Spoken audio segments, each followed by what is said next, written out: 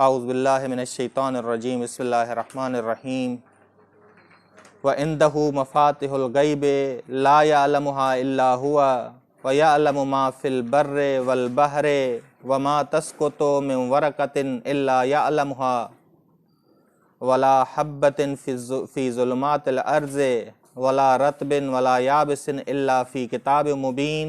صلوات پڑھیں محمد اور آل محمد پر۔ اللہم صلی علی محمد وآل محمد وعجل فرج۔ جی، سورہ انعام کا ترجمہ آیت نمبر 59 سے لے کے 63 تک ہم نے کیا کرنا ہے؟ ترجمہ کرنا ہے۔ وَعِنْدَهُ مَفَاتِحُ الْغَيْبِ، اور اس کے پاس غیب کی چابیاں ہیں۔ یہ ترجمہ صحیح نہیں ہے۔ اس کے پاس غیب کے خزانے ہیں، اس خزانے کی چابیاں اس کے پاس ہیں۔ غیب وہیں سے نکلتا ہے۔ خدا کیا کہہ رہا ہے کہ اس کے پاس غیب کے خزانے ہیں۔ وَعِنْدَهُ، بس مفاتح مخزن کے معنی میں، خزانے کے معنی میں، کہ اس کے پاس غیب کے خزانے ہیں۔ لا يَعْلَمُهَا إِلَّا هُوَ، ذاتاً وہ ہی غیب کو جانتا ہے۔ ذاتاً غیب کو وہی جانتا ہے۔ ٹھیک، بس بعض موجودات غیب نفسی ہیں، جنت ہے، جہنم ہے، فرشتے ہیں، یہ غیب نفسی ہیں۔ ظاہری حواس میں یہ نظر نہیں آتے، ہمیں ظاہری حواس میں یہ نہیں آتے، اسے کہتے ہیں غیب نفسی۔ سب کے لیے ظاہری حواس میں یہ نہیں آتے۔ ہاں، جو معنویت ملکوت میں مضبوط ہو جائے اسے نظر آتا ہے۔ لا یعلمها الا ہوا، بس غیب نفسی ہیں۔ بعض موجودات غیب نسبی ہیں، غیب نسبی، جیسے ائمہ علیہ السلام، رسول خدا صلی اللہ علیہ وسلم کی شخصیت حقیقی، اس زمانے کی نسبت ان کے لیے ظاہر تھی، ہمارے لیے کیا ہے؟ غیب میں۔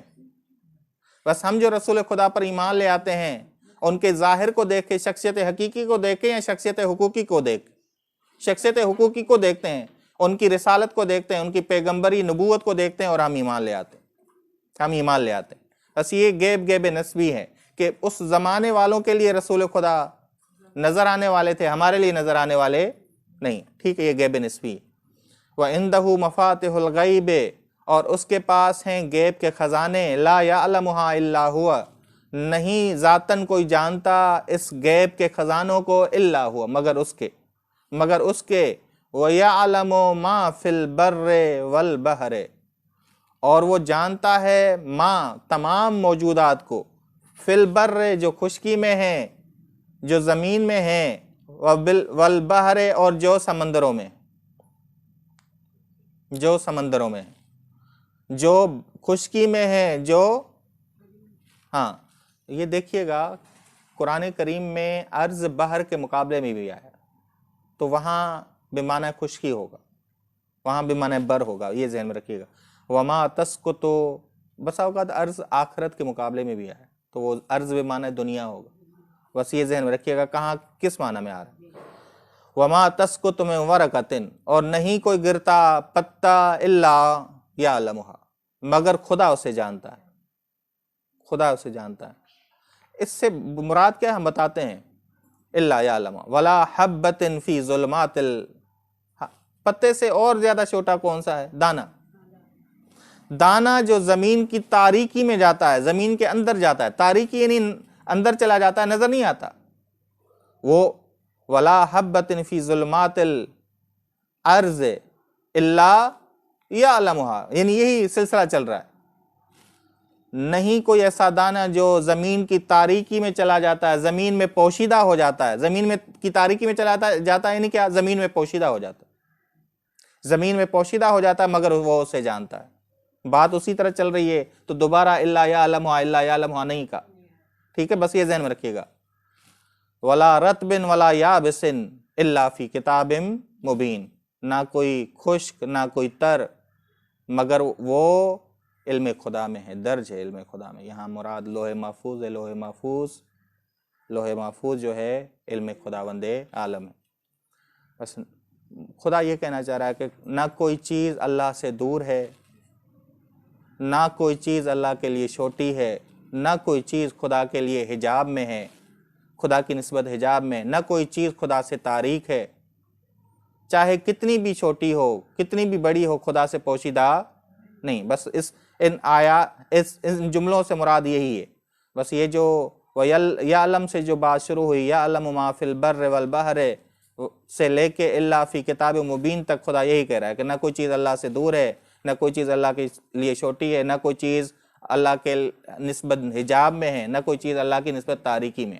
ٹھیک، کتاب مبین سے مراد دو چیزیں ہیں۔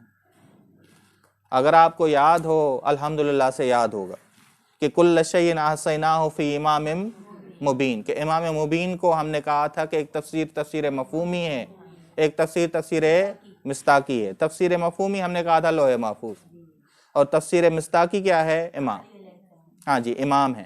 بس امام جو ہے تفسیر مصداقی ہیں۔ اسی طرح یہ کتاب مبین سے مراد لوح محفوظ ہے تفسیر مفہومی، اور انسان کامل ہے تفسیر مصداقی۔ انسان کامل کیا ہے؟ تفسیر مصداقی۔ کل شیء احصیناہ فی امام مبین۔ بس انسان کامل کیونکہ علم خدا کو پہنچاتا ہے، حفظت سر اللہ ہیں، وہ اسرار الہی کے محافظ ہیں۔ وہ محافظ یعنی محفوظ جگہ، ٹھیک ہے۔ وَهُوَ الَّذِي يَتَوَفَّاكُمْ بِاللَّيْلِ وَيَعْلَمُ مَا جَرَحْتُمْ بِالنَّهَارِ، وہ خدا ہے جو تمہیں وفات دیتا ہے رات کے وقت جب تم سو جاتے ہو۔ وَهُوَ الَّذِي، وہ خدا ہے جو تمہیں وفات دیتا ہے، تمہیں انجام تک پہنچاتا ہے، باللیل یعنی اللہ نیند کے وقت تمہاری روح کو قبض کرتا ہے۔ جب انسان بیدار ہوتا ہے تو روح انسان کے بدن میں لوٹ آتی ہے۔ بس یہ خدا کہہ رہا ہے، وَهُوَ الَّذِي يَتَوَفَّاكُمْ بِاللَّيْلِ، وہ اللہ ہے جو نیند کے وقت تمہاری روح کو قبض کرتا ہے۔ وَيَعْلَمُ مَا جَرَحْتُمْ، جرح اعضاء سے کام کرنا، جرح سے مراد کیا ہے؟ اعضاء سے کام کرنا۔ ایک ہے جوارح، ایک ہے جوانح۔ جوارح کہتے ہیں ظاہری اعضاء کو، جوانح کہتے ہیں کس کو؟ نہیں، یہ جوارح میں آتا ہے۔ جوانح کہتے ہیں عقل کو، فکر کو، جو معنوی حواس ہے نا، اسے کیا کہا جاتا ہے؟ جوانح کہا جاتا ہے۔ بس یہ جرح سے مراد وَيَعْلَمُ، اور وہ جانتا ہے، مَا جَرَحْتُمْ بِالنَّهَارِ، جو تم اعضاء سے عمل انجام دیتے ہو دن کے وقت، جو تم کرتے ہو اعضاء سے، حواس خمسہ سے جو تم کرتے ہو، خدا اسے جانتا ہے۔ ثُمَّ يَبْعَثُكُمْ فِيهِ، پھر خدا تمہیں اٹھاتا ہے۔ سو جاتے ہو تو خدا تمہیں اٹھاتا ہے روح کو پلٹانے کے ذریعے، لِيُقْضَى أَجَلٌ مُّسَمًّى، تاکہ پوری کی جائے معین مدت، تاکہ تمہاری معین مدت پوری ہو۔ جتنا خدا نے لکھا ہے تمہاری زندگی کا رزق اتنا پورا تو ہو۔ ٹھیک، یہ بھی ہم بحث کر چکے ہیں کہ اجل کی دو قسمیں ہیں، اجل حتمی جسے اجل مسمى کہا جاتا ہے، جیسے موت کا آنا، یہ حتمی ہے، اور ایک ہے اجل معلق۔ اجل معلق یہ ہے کہ انسان صدقہ دے، صلہ رحمی کرے، صفائی کا خیال رکھے تو عمر میں اضافہ ہوگا، صحیح کھائے پیے، معدے کا دھیان رکھے تو کرونا کا صحیح کرونا کی سے مقابلہ کر پائے گا، مدافعت صحیح آئے گی اس کے پاس۔ ثم الیہ مرجعکم، پھر اسی کی طرف تمہاری بازگشت ہے، اسی کی طرف تم سب نے لوٹنا ہے۔ ثم ینبئکم بما کنتم تعملون، پھر تمہیں وہ خبر دے گا ان اعمال کے بارے میں جو تم دنیا میں انجام دیتے تھے، اعمال جو تم دنیا میں کرتے تھے اس کی خدا خبر دے گا۔ ٹھیک ہے، اعمال جو ہم نے اپنے ایمان کی بنا پر کیے، اب ایمان صحیح تھا تو اعمال بھی کیا ہوں گے؟ صحیح ہوں گے۔ وَهُوَ الْقَاهِرُ فَوْقَ عِبَادِهِ، وَهُوَ الْقَاهِرُ، اور وہ غالب ہے فوق عبادی، اپنے بندوں کے اوپر تمام امور میں۔ کوئی ایک ایسا معاملہ نہیں ہے جہاں خدا کی قدرت سے بندہ نکل جائے، فرار اختیار کر لے، کوئی ایسا معاملہ نہیں ہے۔ وَهُوَ الْقَاهِرُ فَوْقَ عِبَادِهِ، وہ غالب ہے اپنے بندوں کے تمام امور میں، اپنے بندوں کے تمام امور میں۔ وَيُرْسِلُ عَلَيْكُمْ حَفَظَةً، اور وہ محافظ فرشتے تم پر بھیجتا ہے، کرامن کاتبین بھیجتا ہے تم پر، جو محافظ ہیں یعنی تمہارے اعمال کو صحیح طور پہ لکھ رہے ہیں، جو تمہارے اعمال کو، عقائد کو، اخلاق کو صحیح طور پہ لکھ رہے ہیں۔ پوچھا گیا امام موسیٰ کاظم سے کہ کیا ہم جب بری نیت کریں، ابھی گناہ نہیں کیا، تو کیا فرشتوں کو معلوم ہو جاتا ہے؟ کہا کہ کیوں نہیں، جب تم گزرو گندگی کے ڈھیر سے تو اس کی بدبو تم تک پہنچتی ہے نہیں پہنچتی؟ بس انسان اگر گندگی کی نیت کرے تو وہ اس کی بدبو ان تک پہنچتی ہے۔ اسی طرح اگر تم گزرو باغ سے تو تمہیں وہ خوشبو آئے گی، ٹھیک، بس یہ بدبو اور خوشبو ان کو پہنچتی ہے۔ حافظتاً، وہ محافظ ہیں، بھیجتا ہے تم پر فرشتے، محافظ جو تمہارے اعمال کے محافظ ہیں، تمہاری بری نیتوں کے، صحیح نیتوں کے بھی محافظ ہیں۔ نیت کی تھی لیکن انجام نہیں پا سکی ظاہری مشکلات کی وجہ سے، تو اس کا ثواب ملے گا یا نہیں ملے گا؟ بس لکھ رہے ہیں تبھی تو ملے گا نا، ٹھیک۔ اذا جاء احدکم الموت، ہاں بعض ایسی چیزیں ہیں کہ خدا فرشتوں سے بھی پوشیدہ کرتا ہے کہ انسان رسوا نہ ہو، بعض چیزیں ہیں جو خدا فرشتوں سے بھی پوشیدہ کرتا ہے کہ انسان رسوا اور ذلیل نہ ہو، ٹھیک۔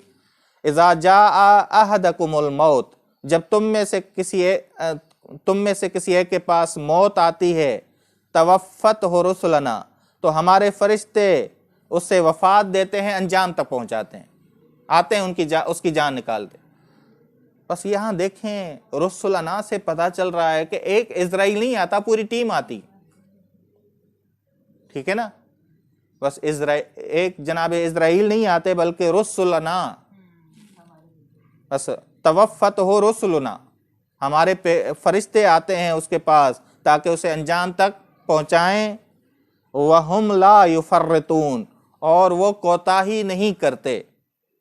اب کوتاہی نہیں کرتے کس میں؟ ایک تو امر الہی میں، یہ ذہن میں رکھیے گا، امر الہی میں کوتاہی نہیں کرتے۔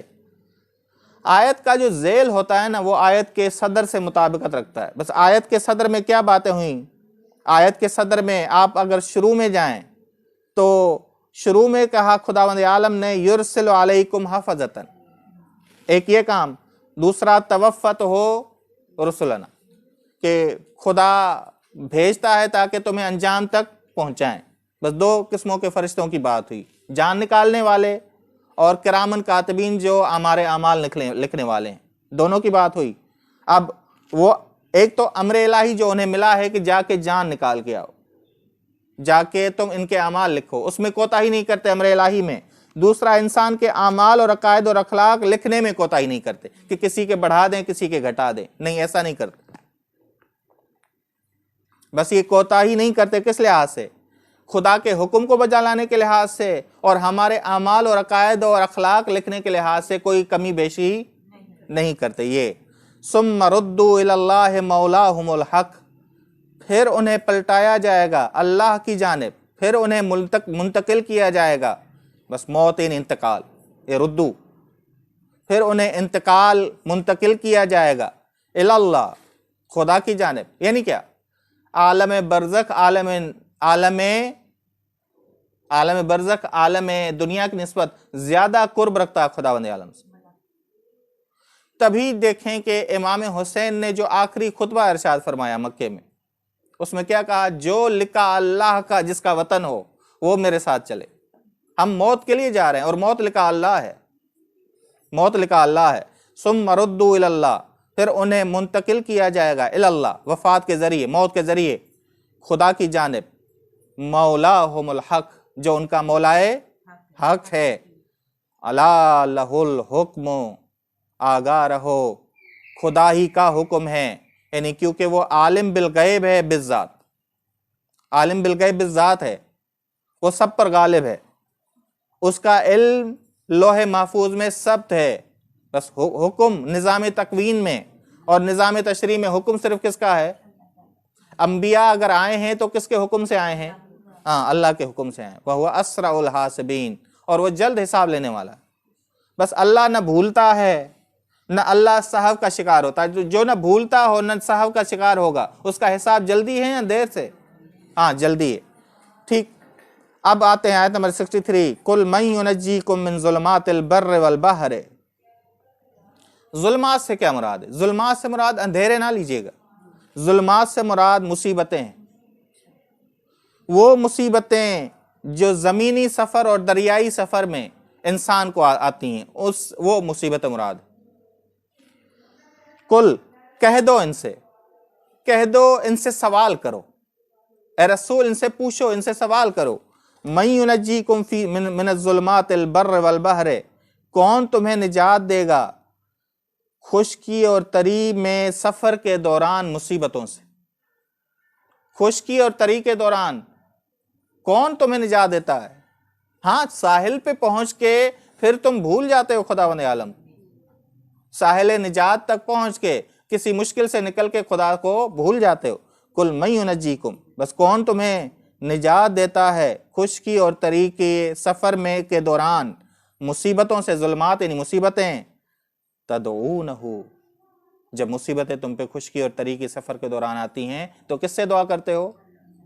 دعا کرتے ہو اس سے تضرعاً، آشکار طور پر بھی، خالص ہو کے، آشکار طور پر بھی، تضرعاً آشکار طور پر، وخفیتاً، اور پوشیدہ طور پہ بھی۔ ظاہری طور پہ اگر ہم مانگ رہے ہیں خداوند عالم سے، یا اللہ کہہ رہے ہیں، اللہم اللہم کہہ رہے ہیں، ربنا ربنا کہہ رہے ہیں، تو وہ دعا ہے۔ اور اگر ہم دل سے خدا کی طرف متوجہ ہیں تو وہ مناجات ہے۔ یہ خفیتاً سے مراد مناجات، ٹھیک ہے، خفیتاً سے مراد کیا ہے؟ مناجات۔ تم دعا کرتے ہو اس سے، اب ایک ظاہری جسے ہم دعا کہتے ہیں اور ایک پوشیدہ جسے ہم مناجات کہتے ہیں۔ مناجات کہتے ہیں لَإِنْ أَنْجَانَا، اور اگر من ہذہ، اگر وہ ہمیں نجات دے دے، من ہذہ، اس مصیبت سے۔ اب یہ مصیبت زمینی ہے یا دریائی ہے، چھوٹی ہے یا بڑی، کوئی بھی مصیبت ہے، لَنَكُونَنَّ مِنَ الشَّاكِرِينَ، تو حتماً ہم ہو جائیں گے، کیا کروں ترجمہ؟ حتماً ہم ہو جائیں گے موحدین میں سے، کیونکہ شرک کرتے تھے۔ بات ہو رہی ہے مشرکوں کی، ٹھیک ہے نا، مشرکوں کی بات ہو رہی ہے جو خداوند عالم کا شریک ٹھہراتے ہیں۔ اور فضا کیا ہے سورہ انعام کی؟ مکی یا مدنی؟ مکی ہے۔ جب فضا مکی ہے تو بات مشرکوں کی ہو رہی ہے۔ جب مشرکوں کی بات ہو رہی ہے تو لَنَكُونَنَّ مِنَ الشَّاكِرِينَ، یعنی کیا؟ تاکہ ہم ہو جائیں موحدین میں سے، ساحل نجات پر پہنچ کے ہم کیا ہو جائیں؟ ہمیشہ موحدین بن کے، ہاں، پہنچ کے پھر خداوند عالم کو بھول جاتے ہیں، دوبارہ شرک کرنے لگتے ہیں۔ ٹھیک، وصلی اللہ علی محمد اہل بیتہ الطیبین الطاہرین، اللہم صلی